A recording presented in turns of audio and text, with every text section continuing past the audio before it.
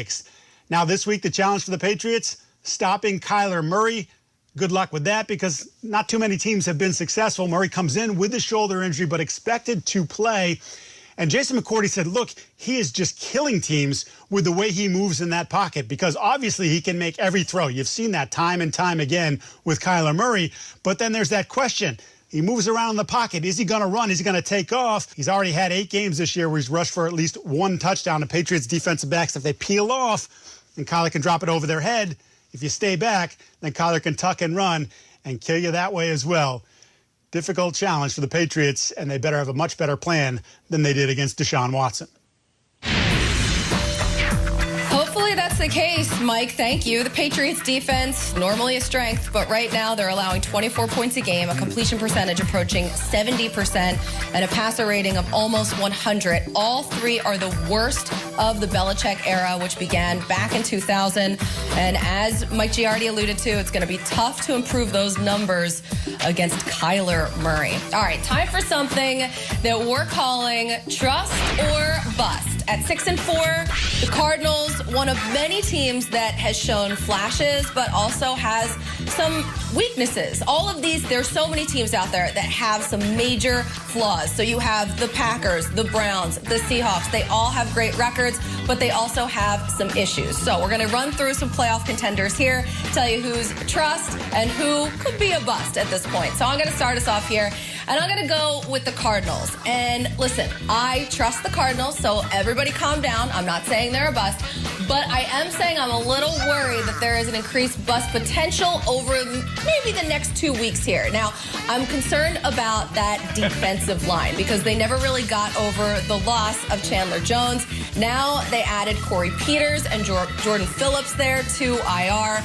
And they have 2 teams coming up that are really good rushing offenses. You have the Patriots and the Rams, both top 10 running teams.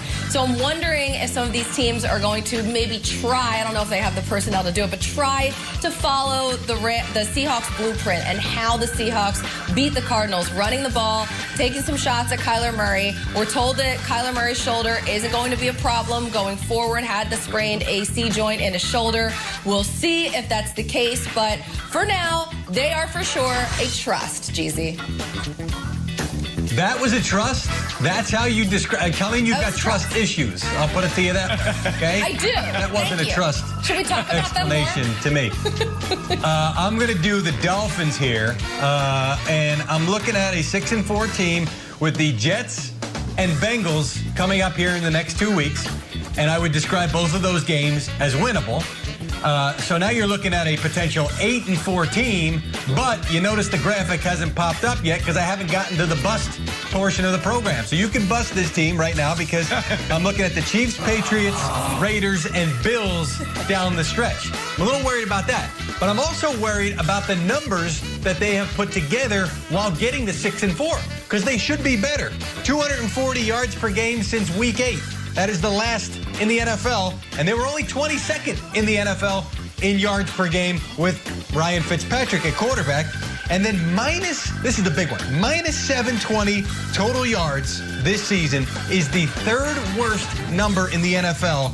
Only the Jets and Jaguars worse than that right now. So this is a team that's got a little bit of fluff in its record right now, I think. And good for them. This was not the year that they were supposed to be arriving. So good for them to be even in this conversation. They take the ball away. That's allowed them to stay in games and win games, but I'm busting the Dolphins right now. You're busting the Dolphins, Jeezy. I hear you, brother. But I'm going to go with the Las Vegas Raiders, right? And I'm going to say I'm trusting the Las Vegas Raiders. And I never would have thought I would say that I'm trusting the Las Vegas Raiders. I used to say the Raiders were the graveyard for guys' careers. But honestly, I think Coach John Gruden, I mean, he's underrated, man. People, they know him as a character, but I don't think he's appreciated enough for the X's and O's and what he's done with his offense. Derek Carr's playing out of his mind right now, completing explosive passes down the football field, and really they can beat you any way you want it, right? If you want to play that physical style of football, they just line up and they give the ball to Josh Jacobs, and what that does is it creates short third downs, which which makes this team the best third down offense in all of football, converting over 50% of their third down conversions. And then when you're running the football, it allows you to get those explosive passes. 5 touchdown passes from Derek Carr on explosive passes. And again, you would think all of them would have went to Henry Ruggs. That's the speed of this team. No, all of those touchdowns went to Nelson Aguilar. So I like what I'm seeing with the Las Vegas Raiders. Hopefully they can keep this up as the playoffs approach. Yeah, Darren Waller has been unbelievable. Well, look, I'm going to turn this into the trust tree, which means that's going to make Mikey G the outlier, which is nothing new for him. But I'm going to go trust right now with the L.A. Rams. And, sure, I mean, it's probably just because it's your typical, outside zone run game, outside zone play action, outside zone screen game. It's the offense putting up points. Maybe that's why I'm doing that in the trust tree. What if it's not? What if it's something that we've never seen before? What if it's something really cool that we didn't even know existed, like an unbelievable defense for this L.A. Rams team? Brandon Staley's been phenomenal. This defense has slammed the door on the running game week in and week out. They're creating all kinds of turnovers. They're not giving up the big play. This Rams defense has come to life, and they are the reason why I'm trusting the Rams to go on and win the division. So we're all in the trust tree except for Garofalo. My trust tree is a little different maybe than your trust tree, everybody. But listen, I need to protect myself. I don't want to get hurt again. That's just how I roll, all right? So Coach Brian Flores is handling the situation with the quarterbacks. Yeah, Mikey, I think when you look at what Flores has done in that locker room, the players all respect him, they all love him, and they know it's all about production, and they also know that this is Tua's team. You mentioned the Giants situation, so I'll take you under the hood. Since we're in the shop right now, let's take a look at the engine and what went on behind the scenes. Look, in 2004, Eli Manning was a rookie. Kurt Warner was our starter. We were 5-4. We benched Kurt Warner. Eli came in. We lost 6 straight games.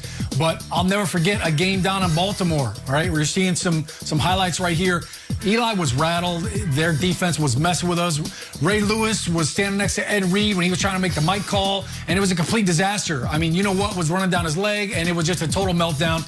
They pulled Eli during the game. Kurt Warner comes in. We roll right down the field, score a touchdown. So there are times when young quarterbacks just can't seem to find the right tool, all right? They can't figure out, is it a 3/8 wrench? Is it a monkey wrench? What am I doing under this hood? They're just having a mental meltdown, and sometimes you got to just bring the veteran guy in and just let him go and sling the rock. Mike, you know what it's like sometimes as a quarterback. You're just not seeing things the way that you should. Sometimes it's better to sit on the sideline, regroup. There is no controversy. It's to his team, but Fitzpatrick can come in and save the day if you need to. Well, Sean, I see both sides of this situation. On one hand, why did you make the quarterback switch in the first place? You made it because obviously the future is with Tua. Obviously, he's your guy going forward. So you put him in there so he can go through these moments. Yes, it's adversity, but it's learning.